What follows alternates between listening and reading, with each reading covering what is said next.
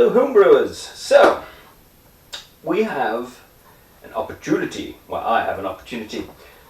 We've got these wine bottles, and they've got these bits in there, and they're a pain in the ass to try and get off. As you can see, you're like, ah! So, I wanted to go through how I take these labels off. It's a fairly simple process. It's not too difficult. Let's put this to one side. But, it could help you, delabel the bottles. And we like delabeling the bottles. So going to my little chest of boom. Whoa. And this is what you can expect. This is the kind of quality of bottle that you can expect. Of course, the top here, you can take these metal bits off, but there's no point. What you're interested in is the contents. And of course, making a label. So, this is how I do it. So I'm going to switch over to my Pratt cam. Oh yeah.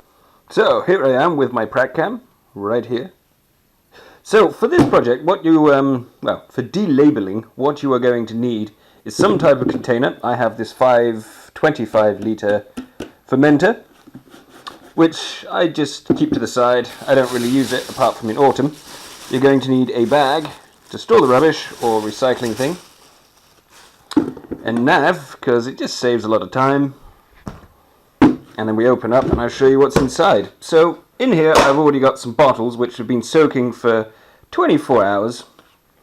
And the liquid in it is the sterilizing solution that I use for, funny enough, sterilizing the demijohns and the bottles.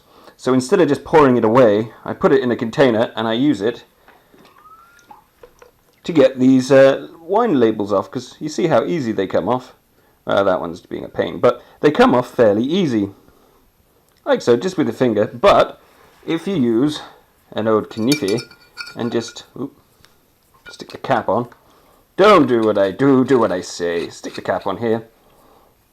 Like so. You can just do this. And it pretty much comes off. La la la la la la la. It's a little time consuming, but considering if you're buying bottles, it will, it costs more. And then you just put the little bits that don't fall in there in here, and you can do some more bottles after, if you have more bottles. It doesn't have to be a 5 litre fermenter. I'll just pop you in there. Let's find a good one, right? How's this one going to do? Oh, this one's a bit better. Most of the time you can get the stuff off just by doing that. And the reason I try and take all the little bits of paper out is you don't want the paper on the inside, then you dry it off and it gets stuck. That would suck. So here's another one, another greenie, and as you can see, the label just peels off. Let's get the corners, and again it just peels straight off, no problems. So you can see how good the glue is.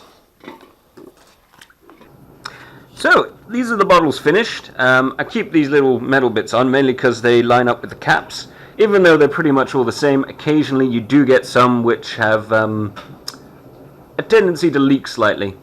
So that's why I keep the tops on, and plus, you don't mind. It's a top free bottle that's fresh and clean and ready for labeling.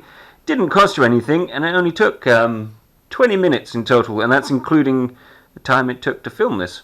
Once it's edited, it'll be a lot less, but couple of minutes work, a load of free bottles. 2, 4, 6, 8 bottles.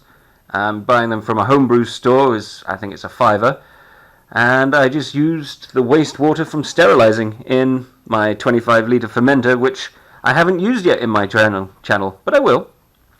Anyway, so I hope you enjoyed this video. If you like it, like it. If you don't like it, thumbs down and tell me why. Maybe I can do something to improve it.